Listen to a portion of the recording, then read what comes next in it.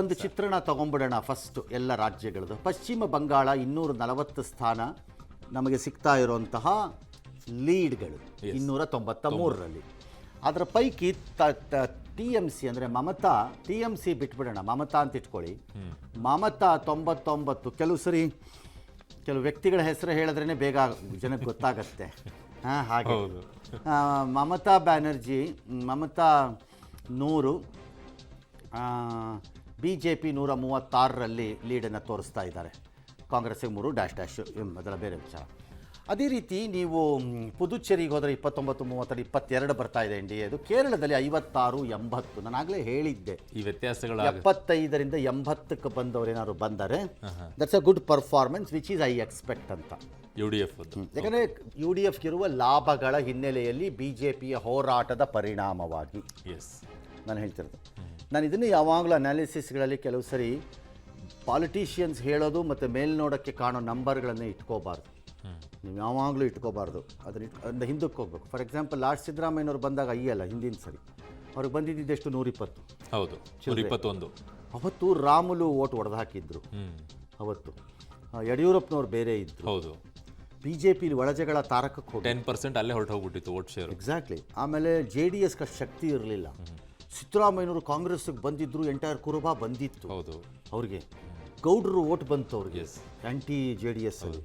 ಇದೆಲ್ಲ ಆಗಿ 120ಕ್ಕೆ ಹೋದ್ರು. ನಾನು ಅವತ್ತೇ ಕೇಳಿದೆ, ಇಷ್ಟೇನಾ ಹಾಗಾದರೆ ಕಾಂಗ್ರೆಸ್? ಅಷ್ಟೆಲ್ಲ ಅವಕಾಶಗಳಿಲ್ಲ, ಅಡ್ವಾಂಟೇಜ್ ಇದ್ದು.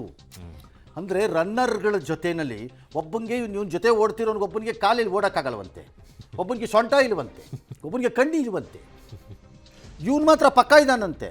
ಆದರೂ ಇವನು ಓಡಿ 16 ಸೆಕೆಂಡಿಗೆ 100 ಮೀಟರ್ ಓಡೋದಾದರೆ ಏನು ವ್ಯತ್ಯಾಸ ನಿಂದು ಯಾವ ಶಕ್ತಿ ಅಂತ. ಹಾಗೆ UDFದು ಕೇರಳದಲ್ಲಿ ಇವತ್ತವ್ರಿಗೆ ಇರಬಹುದಾದ ಎಲ್ಲ ಅಡ್ವಾಂಟೇಜ್ಗಳಿತ್ತು. ಇದಕ್ಕಿಂತ ದೊಡ್ಡ ಸಿಕ್ಕಲ್ಲ ಓಪನ್ ಫೀಲ್ಡ್ಗಳು. ಅದರಲ್ಲೂ ಅವ್ರು 75-80ಕ್ಕೆ ಬರಲಿಲ್ಲ ಅಂತಂದರೆ then there is something wrong with Congress. ಆಗ ಪಕ್ಷದಲ್ಲಿ ಸಮಸ್ಯೆ, ಅನುಮಾನನೇ ಇಲ್ಲ ಅದರಲ್ಲಿ. ಓಕೆ, ನಂಬರ್ ಅಥವಾ ಜನ ನಂಬೋದು ಅಷ್ಟು ಕಡಿಮೆ ಆಗ್ತಾ ಇದೆ ಇವ್ರನ್ನ ಅಂತ. ಏನಿಯೋ ದಟ್ಸ್ ಓಕೆ. ತಮಿಳ್ನಾಡಿಗೆ ಬರೋಣ. DMK 54, 3ನೇ ಸ್ಥಾನದಲ್ಲಿ ಅಣ್ಣಾ DMK ಕೂತ್ಕೊಂಡಿದೆ ಅಂತ ಹೇಳ್ತಿದ್ದಾರೆ. TVKನೇ ಮೊದಲನೇ ಸ್ಥಾನಕ್ಕೆ ಹೋಗ್ಬಿಡ್ತಲ್ಲ ಇರ್ಬೋದು. ಇಲ್ಲಿ ಇದೆಲ್ಲ ಮುಗಿದ ಮೇಲೆ ನಮಗೊಂದು ಚಿತ್ರಣ ಸಿಕ್ಕತ್ತೆ. ಒಂದು ಅಂಶದ ಮೇಲೆ ಜನ ವಿಪರೀತವಾಗಿ ರೋಸ್ ಹೋಗ್ಬಿಟ್ಟಿದ್ದಾರೆ. ನಂಬರ್ 2, SIR ಪರಿಣಾಮ ಬೀರಿದೆ. ಅದರ ಜೊತೆಗೆ ಈ ಮುಸ್ಲಿಮರನ್ನು ಸಂಪ್ರೀತಿಗೊಳಿಸುವ ಮಮತಾ ಬ್ಯಾನರ್ಜಿಯ ಕಾರ್ಯಕ್ರಮಗಳನ್ನು ನೋಡಿ ಹಿಂದೂ ಅಂತ ಹೇಳ್ಕೊಳ್ಳದೆ ಇದ್ದವನು ಹಿಂದೂ ಆಗ್ಬಿಟ್ಟು ಕನ್ಸಾಲಿಡೇಷನ್ ಆಗ್ಬಿಟ್ಟಿದೆ. ನಾಳೆ ನಮ್ಗೆ ಉಳಿಗಾಲ ಇಲ್ಲ ಆಗಲ್ಲ ಈ ಪ್ರಮಾಣಕ್ಕೆ ಹೋದ್ರೆ ಟೂ ಮಚ್ ಇದು ಅನಿಸ್ಬಿಟ್ಟಿದೆ. ನೋಡಿ, ಈಗ ನಿಮ್ಮನೆ ಪಕ್ಕದಲ್ಲಿ ಯಾರು ಇದೆ ಹಿಂದೂ ಮುಸ್ಲಿಂ ಯಾರು, ಏನೋ ಒಂದು ಸಣ್ಣ ಇಲ್ಲಿ ಬಿಡಪ್ಪ ಪಾಪ ಅವ್ರಿಗೆ ಏನೋ ಒಂದು ಸಣ್ಣ ಸಹಾಯ ಆದ್ರೆ ಆಯ್ತು. ಹೌದು, ದಿನ ಬೆಳಗಾದ್ರೆ 1, 2, 3, 4 ಏನು ಯಾರೊಬ್ಬರೇ ನಾ ಬದುಕಿರೋದು, ಬೇರೆಯವ್ರು ಯಾರು ಇಲ್ವಂತ ಆ ಮನಸ್ಥಿತಿ ಬಂತ ಸ್ಟಾರ್ಟ್ ಆಗುತ್ತೆ. ರೋಡಲ್ಲಿ ಹೋಗ್ತಿದ್ದ ಗಲಾಟೆ ಆಗುತ್ತೆ. ಪೊಲೀಸ್ನವ್ರು ಬಂದು ಕ್ರಮ್ 4 ಇವನಿಗೆ ಅಂತ ನೋಡ್ತಾರೆ. ಸರ್ ನಮ್ದು ಅಲ್ಲ ಸರ್ ತಪ್ಪು ಅಂತಾರೆ. ಇನ್ನೊಬ್ರು ಯಾರೋ ಇರ್ತಾರೋ, ಆಯಿತು ಹೋಗಪ್ಪ ನೀನು ಅಂತದ್ದು. ಏನು ಸರ್ ನಾನೇನು ಮಾಡಲಿಲ್ಲ, ನನಗೆ ಹೊಡಿಯೋಕೆ ಬರ್ತಾನೆ, ಅವ್ರು ನಂಗೆ ಕಳಿಸ್ತಾನೋ. ಈ ಥರ ಸಣ್ಣ ಸಣ್ಣ ಮ್ಯಾಟ್ರ್ಗಳು ತಳಮಟ್ಟದಲ್ಲಿ ತುಂಬ ಕೆಲಸ ಮಾಡ್ತಿರುತ್ತೆ. ನನಗೂ ನಿಮಗೂ ಅರ್ಥವಾಗಲ್ಲ ಇದು ತುಂಬ ಕೆಲಸ. So the Hindu consolidation appears to be too much in West Bengal. One ಸೈಡಿಗೆ ಬಂದಿದೆ. ಐಡಿಯಾಲಜಿಕಲಿ ಧರ್ಮವನ್ನೇ ನಿರ್ಲಕ್ಷಿಸಿ ರಾಜಕಾರಣವನ್ನು ಮಾಡಿದ ರಾಜ್ಯ 50 ವರ್ಷ ಧರ್ಮಕ್ಕೆ ವಾಪಸ್ ಹೋಗ್ತಾ ಇದೆ ಅಂತಂದರೆ just imagine the power of the religion.